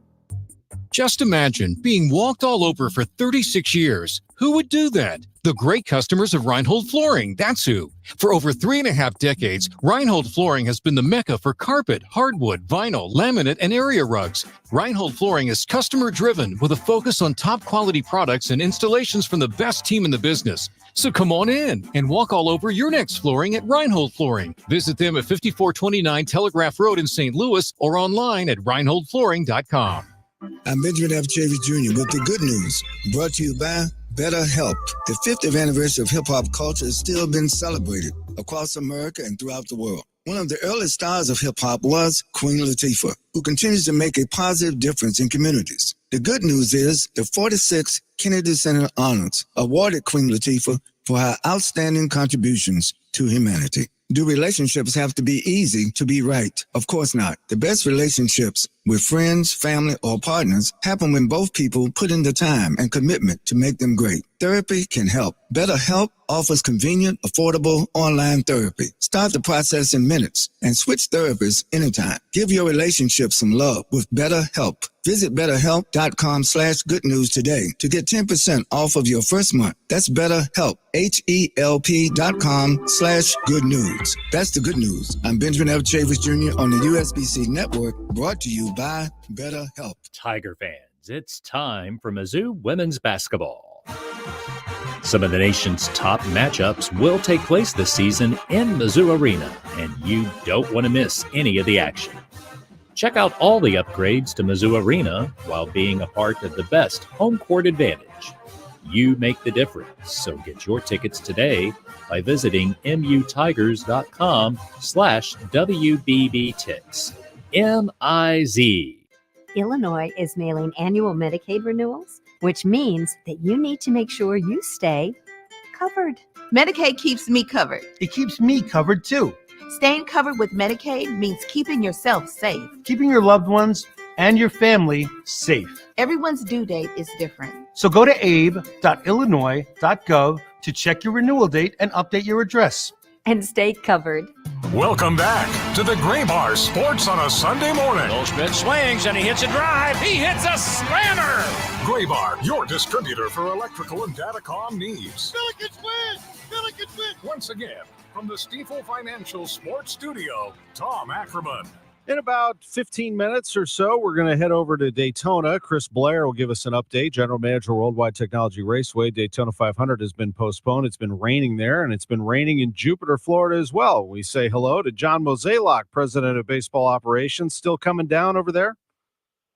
Good morning, Tom. Yeah, it's absolutely pouring right now. Yeah. So we were certainly fortunate. We had a light day scheduled, and we were able to get Lance Lynn's bullpen in. Sonny Gray was able to throw alive. So overall, we were able to accomplish what we needed to today. So we got lucky, had a small window. But, yeah, I feel bad for all the people that are down here for President's Weekend because it's definitely not a beach day. Yeah, it's a soggy day in Florida. Well, hopefully they can stick around. You got a game coming up on Saturday, which is exciting. We have it on KMOX. Really love this week, ramping up to that. And full squad workouts start tomorrow. Is everybody in? You still waiting on a few? I think there's still a few people that haven't reported. When I say that, they may have today. I've been up in my office most of the morning. But, you know, right now I don't think there'll be any surprises, or in other words, no shows. So hopefully everybody can get in and there's no travel delays. And we can hit the ground running mid-morning tomorrow or early afternoon. Looking forward to all of that. I'll be down there in about a week or so. Looking forward to getting down there for a bit and seeing some guys. And I'll be back down again for the last 2 weeks and catching a bunch of those games and seeing a lot of Sonny Gray. I think this is a big development for the Cardinals. You went out, you targeted Sonny Gray, and you got him. He threw a live BP today, and that is exciting. I mean, I think that seeing him communicate, and I had heard all of that about him, that he likes to gather people after sessions and talk about what he did. I didn't realize how active he is and how verbal he is during sessions. That's a big part of his repertoire, isn't it? Well, he's all about process and preparation, and he takes that with him wherever he's practicing. And I think he's a great example for some of our young pitchers to see about how you go about your job. And when you look at somebody that ends up having the type of career he has, I know he was a first-round pick. I know he was high profile, but he figured out a way to stay very relevant and find success. And he does that through hard work, through working smart. And it's really been impressive to watch how he does work with anybody that wants to listen. So young, old, experienced, he is there if you want to be a part of it, and I think that's great. And working with Wilson Contreras, year 2 for Wilson, I thought he handled year 1 quite well, just a get-to-know-you year, and here he is in year 2. He is your starting catcher again. He is working with Sonny Gray and others. Just your observations of Wilson as the catcher for your club. Well, I definitely think you could look at last year, sort of like the reverse of that opening line. It was the best of times, worst of times. I think like the first half was difficult for him. I think just the enormous pressure that was being put on him, whether it was personal or from the organization in terms of trying to fill Yadi's shoes. But as the season unfolded, he started to get more comfortable. Obviously, from an offensive standpoint, he was able to get back to where he feels he normally was at. So you think about that first half of the season, offense was struggling, defense was struggling, team was struggling, and I just think a lot of pressure was put on him. I think the second half he understood what he needs to do, and so I think coming into 2024, it's a bit of a breath of fresh air for him, and I think that's good news for all of us. He has Yadi a phone call away if he wants. He has a number of people he can lean on too. The Yadi arrival will be at some point, right? I mean, he's a special advisor, and that's still in development. Yeah, well, I spoke with him earlier in the week, and I think just coming off a very demanding winter ball, he just really wants to catch his breath, and then he'll be reporting to Jupiter sometime in mid-March, and I think that's fine. And given the agreement we have in place, it's not working 40 hours a week, 7 days, or I should say 4 weeks a month kind of job. It's really a lot more flexibility built into that, but any wisdom or insights he can share with us, we certainly welcome. Lance Lynn has won a ring as well, and you mentioned him throwing on the side today, throwing a bullpen. What is he looking like? He's going to give you whatever he has left. And at one point, I mean, he was a top of the rotation type pitcher. I still think there's some upside with him in terms of he knows last year didn't go well for him. He points to, pitch usage, a little bit too much sweeper slider happy, especially when he was struggling. He definitely was a guy when he was going deeper into games. Obviously, he was more successful. I think his confidence coming into this year pitching at Busch is very high. So expectations are that he can give us those types of innings that we're looking for. And then, you look at this bullpen, they might not have the experience necessarily. And when I say that, I mean like, the old grizzled veteran who's been around, who can shut things down, but you do have some. You also have, I think Middleton is more experienced than people realize. He's been around a long time. He's a very interesting mix here. How do you evaluate what you have? It seems like you're going to have some decisions to make here at the end of March. I certainly hope so. And if we do have decisions to make, that means everybody came out of camp healthy. But when you look at the back end of that bullpen right now, I think everybody obviously gravitates to Helsley. But when you look at Middleton and Kittredge, I mean, they were acquired for a reason. And then you couple that with with what you have with Romero and Gallegos, we feel we now have some flexibility 7th, 8th, and 9th on any given night for leverage and usage. So there's obviously some names I left off, but that was intentional because there's going to be some competition, especially if we stay healthy.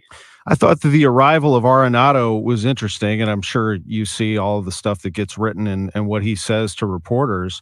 I found it to be myself quite refreshing that he's very open and honest about himself. And in so many words, he said, he's going to hold himself accountable to be a better leader, that sometimes he feels a little uncomfortable telling a younger guy to do something when he's not not performing at what he thinks is his highest standard.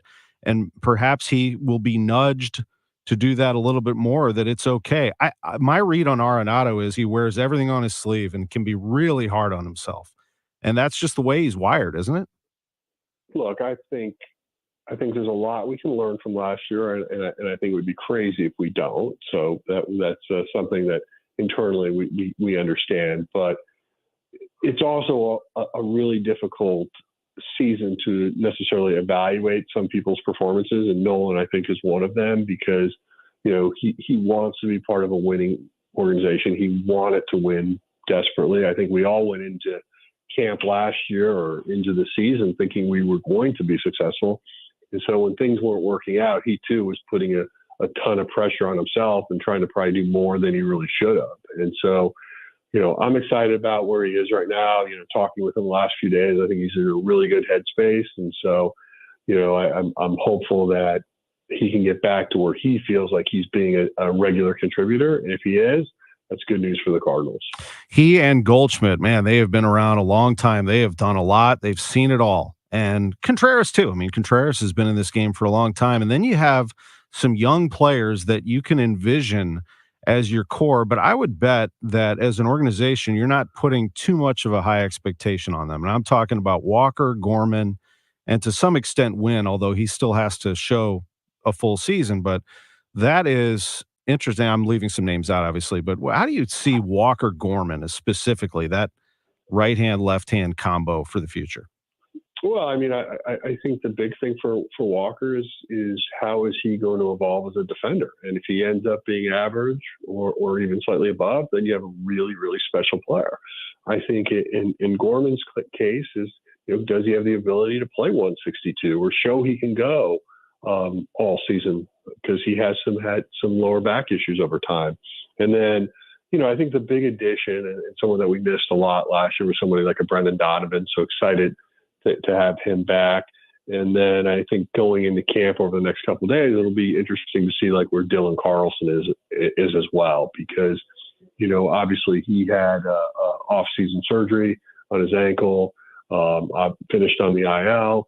And so just seeing where he's at, if he's somebody that we can count on to play all three outfield positions or ultimately stand in center if Tommy's delayed, I think is going to be critical. Yeah, it's a really good point. And the last thing is Ollie Marmol. And I said this to Matt Pauley. He had a report at the top of the hour. He was talking about Sonny Gray's session and everything. And I said, can we get Ollie Marmol a full spring training? I mean, he's had to deal with COVID, a lockout, a World Baseball Classic. Again, I'm not making excuses here. I'm just saying fact is fact. I mean, a full roster and a full spring training for the first time for your manager. Yeah, well, that's the hope. Look, I'm obviously a very bullish person on Ollie. Hired him, was a big advocate for him as he was coming up through the system. I think he's a talented guy. We both understand there's a lot of pressure involved in this job. We also understand there's a lot of pressure in 2024. But, we both have a lot of confidence that it's going to work. And, I think we're just both excited to really get it going. It is a big year, and I know you all will take that energy into your first contest and many more to come. It is spring training. It is here, and it's exciting. We look forward to all the coverage here on KMOX, and thanks for these visits, Mo. We appreciate it. You bet, Tommy. We'll see you down here. I'll see you soon. Stay dry today, 11:44. We're going to go to rainy Daytona next. Chris Blair, General Manager, Worldwide Technology Raceway. He is going to be with us from the Daytona 500, and he joins us right after this. To me, the most important word in the world is dignity. There are certain God-given rights to be fed, to have shelter, medicine, and clothing. When many of our clients come to us, they face the great risk of losing much of what they have, in some cases, losing everything. I'm John Morgan of Morgan & Morgan. In one instant, an accident, a natural disaster, or the intentional acts of others can threaten our dignity. Whether it's the loss of a paycheck, paying medical bills, enduring a life of pain and suffering, or a claim with your own insurance company, or a business dispute, and you can't afford to pay a lawyer by the hour, your dignity hangs in the balance. You only pay us if we recover for you. Let my firm fight for you, your family, and your dignity. Call us for a free consultation. Dial pound law on your cell phone. That's pound 529. Morgan & Morgan, forthepeople.com. I'm Dave Glover, and I see clearly now thanks to the doctors, Dr. Greg Birdie, Ranjan Malhotra, Robert Brusati, Andy Royer, and Samuel Barry. You can too. Just go to youridoc.com. Jewels on Hampton in St. Louis Hills is paying some of the highest prices on gold, silver, diamonds, semi-precious colored stones, and fine watches on site. Jewels on Hampton is a premier jeweler with an exquisite selection of diamonds, semi-precious stone jewelry, and vintage watches. Their expert design team can restyle your jewelry to today's contemporary style. They also do jewelry and watch repair. Need extra cash?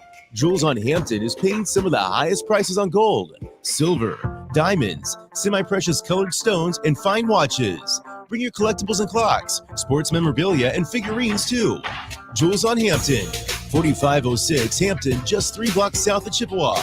Call them at 314-752-5000. That's 314-752-5000. So if you need some extra cash, looking for that one-of-a-kind piece, make Jewels on Hampton your first stop. Jewels on Hampton in St. Louis Hills.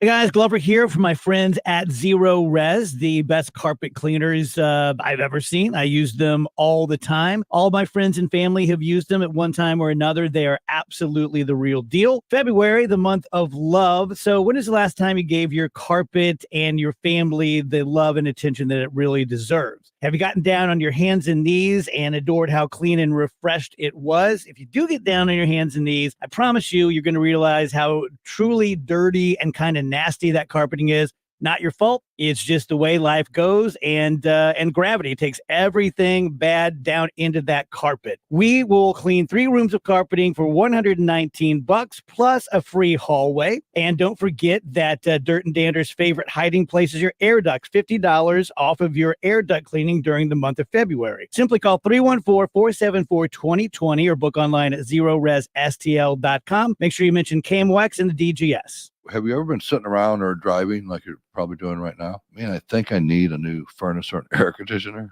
Have you? I mean, I think about you thinking about it all the time. Regardless of what's going on right now with the economy and with these mandates and the prices going absolutely crazy, I would have to say, without a question, the best time to buy is actually right now. No gimmicks, no tricks. 5 years, no interest on a furnace and air conditioner. Get your prices, get your quotes, get your monthly payments, and then call me and buy now to where you can make your choice and you can still get the so-called inefficient models. Call me, Bart Inman, one easy number, Missouri and Illinois, 314-293-2600. Again, the easiest number, Missouri and Illinois, and your only number, 314-293-2600 or bartinman.com. Now that is Bart with a B, Inman with an I.com. We all hear the radio ads about the IRS. They tell you to be afraid, to be scared, and they try to frighten you into calling. I'm not here to do that. Tax Relief Advocates is different. TRA is here to tell you that if you owe money to the IRS, whether it's $5,000, $50,000, or $500,000, we have a solution. It doesn't matter if you're sitting in your car, at work, or with your kids. No matter where you are, call now. 800-575-6481. Don't lose hope. TRA can eliminate or reduce what you owe to the IRS. There is zero risk to you. If we can't reduce your tax debt, then you pay nothing. Our passion is taxes and helping individuals fix their IRS problems. We have a 5-star rating on Google and Yelp and an A+ with the Better Business Bureau. You don't need to be afraid of the IRS any longer. End your tax nightmare today by visiting us online at TRA.com or call 800-575-6481. That's 800-575-6481. Tax Relief Advocates, real solutions for real people. Welcome back to the Gray Bar Sports on a Sunday morning. Goldschmidt swings and he hits a drive. He hits a slammer. Gray Bar, your distributor for electrical and datacom needs. Billikens win! Billikens win! Once again, from the Stifel Financial Sports Studio, Tom Ackerman. Fun show today. Great guests, and we continue it now with the General Manager, Worldwide Technology Raceway, Chris Blair, joining us from rainy Daytona Beach, Florida. Hello, Chris. How are things? Things are very, very wet. I bet they are. That's all I can say. Yeah. I'm actually standing underneath an umbrella at Disney Springs because today is a complete washout, and decided to do some of that touristy stuff just so everybody here in Florida could get some of my money before I head back to St. Louis. Yeah, have a little fun We're with here it. today. Yeah, well, you know what? I just got off the phone with John Mozeliak. He said they're wet down in Florida and Jupiter, so he's sorry for everybody that's been hanging around there watching workouts. They were able to squeeze in Sonny Gray getting a live BP today, which was great, but they are not doing anything at the track today. Xfinity was canceled yesterday. They're going to run that tomorrow morning at 10 Central, and then 3 o'clock is the start of the Daytona 500 tomorrow, right, Chris? That is correct. Yep. And it's when you look at the weather maps and the radar down here, there's just no way they could get it in. They've got all the best equipment in the world for the drying process, but with a 2.5 mile tri-oval racetrack like that, it takes 2 hours just to get the track dry. And really, there wasn't a window coming up in the next 24 hours where they could have pulled that off. So they made the right call. And I know all the bars and restaurants and everybody in the Daytona area are really excited about it, and everyone's scrambling to reschedule flights and things like that. So, it's tough. There's so much enthusiasm. It's going to be such a huge show, and now, we just hope we can rebound and that the rest of the season is sunny and perfect. Well, at least it's President's Day, and people have mostly the day off tomorrow, so they can enjoy that. Here in St. Louis, you're doing a watch party, aren't you? And you're going to delay that until tomorrow, obviously. Yeah, and actually, I'll be able to make it back in time. I'm on an early flight tomorrow. I decided I need to get back to the office and get some work done for the Enjoy Illinois 300 coming up on June 1st and 2nd. So I'm coming back and knock some stuff out there at the office, then head over to the viewing party. We got a lot of great giveaways and things, so it'll all work out. That's great. One of your defending champions is on the pole, and that is Joey Logano. Last year, he came within, a few feet of winning that thing, I would say. I talked to him about it, and here is what he said. You're always going to be frustrated being that close to winning the Great American Race and not winning it, right? Like right there, just a caution coming out a little sooner changes the answer of who won the race. But, we were in position. We were doing everything correctly.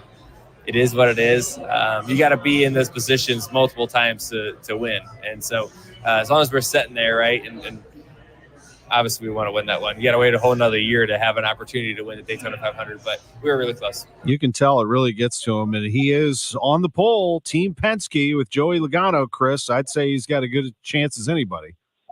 Yeah, he really does. Joey, he has the ability to rise to the occasion time and time again. I'm really focused on what's going to happen with Christopher Bell. Spent a lot of time with him yesterday.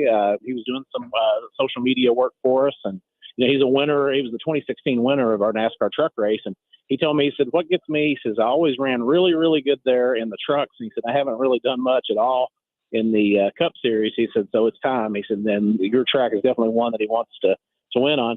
So he's pretty excited. He looked so good with his win Thursday night in the second one of the duels. And, I think this is going to be one of those years. I think Christopher's really going to break out. He's made the championship for the last 2 years. He's really pumped up. He's got his confidence, and I think you're going to see some great things from him. That's who I'm picking for tomorrow's big race. You got Christopher Bell. I'm going to roll with Logano, going chalk there with the number one, but we'll see what ends up happening. Who else could surprise or make a run at it tomorrow? I think a lot of it's going to depend on just how the teams, the team orders work out. When I don't know if you were watching on Thursday night when those Toyotas got together, man, they were tough to beat. They would get together in a pack, and they were all working well. So they looked fantastic. I think if it's one of those where there's a little bit of a breakaway, I think you probably got to give a little bit of an advantage to the Fords like Logano because they seem to look really, really good on single car efforts. So if it's a pack race, if they're bunched up there at the end, look for Toyota to work together. If there's a little bit of a breakaway, I'd be looking at one of those Fords like Logano. This is Chris Blair at the Daytona 500. It has been postponed. The last time it was postponed a full day was in 2012. NASCAR completed 20 laps in 2020 before rain halted activity, and the race resumed the next day, but they have postponed the race until tomorrow. I mentioned the Enjoy Illinois 300. You and I have a great partnership where I have helped you out through the years as an ambassador of sorts, a brand ambassador for this race, and really thrilled that you've sold out the first two and ready for you to do it again. The Enjoy Illinois 300, first weekend in June at Worldwide Technology Raceway. What are some of the new things that you are busting out this time around? It is obviously more than just the fabulous NASCAR drivers. It is a weekend event. Yeah, and one of the things we were down here for this weekend was some of the meetings and looking at some of the new enhancements that we're working with NASCAR and the folks from CSM Development to bring to the racetrack to add to that fan experience. So the new NASCAR fan experience, which we had some segments of it last year on our infield, there's been a complete makeover of that. So the Gateway Garage experience is going to be absolutely incredible based on these new pieces that we're looking at. I spent some time over in the kids zone on Friday with all new things that are coming with that. So it's going to be something that's great for the entire family. So you've got those assets that are just absolutely so incredible. It gets you behind the scenes look at everything going on in the sport. But then all the musical lineups that we have with Ludacris performing on Saturday night, Riley Green on Sunday after the race, Big and Rich, Gretchen Wilson. There's so much, and we've got another one that's still to come that we're going to be announcing in March, another big headliner. Oh. But it was so happy the other day during the Super Bowl halftime show when Ludacris popped out, because we just announced a few days earlier that he was coming to our place, and then to see that. It really was. Timing was everything, so we're looking forward to it. Yeah, absolutely. In fact, I mentioned it when I was watching it at home. I said, "Oh, there's our guy. He's going to be there at Worldwide Technology Raceway the first weekend in June. It's going to be a lot of fun." Now, tickets are available right now, right? WWTRaceway.com, and you got a whole weekend of stuff. Now, the race itself is on Sunday, June 2nd, but you really start the activity on Friday, May 31st. Yeah, we have NASCAR Truck Series practice and qualifying. We'll have the Fan Fest down at Ballpark Village with the NASCAR Holler Parade going on Friday afternoon this year. Lots of great activities, rolling into Saturday with the NASCAR Truck Series Toyota 200. There's just so much going on. It's a full weekend, so you can just make the plans to come out, set up camp. And we've expanded out our camping area, so it's a perfect getaway for a weekend. Just have some fun with the family and see a little bit of everything. Big time stuff. Enjoy Illinois 300 is at Worldwide Technology Raceway on June 2nd, 300 miles. That means 240 laps at that 1.25 mile track in Madison, Illinois. Can't wait for it. Thanks for the report from Daytona, and enjoy yourself in Florida as you get things wrapped up. All right, buddy. Thanks a lot. All right, man. We'll be talking to you soon. Thanks for joining us on KMOX. Says here that Gray Bar is a distributor. Yeah, we support electrical and datacom projects all over the country. So you can get me the products I need, where and when I need them? Yeah, thanks to our national logistics network. Any industry? Yeah, construction, industrial plants, schools, hospitals. So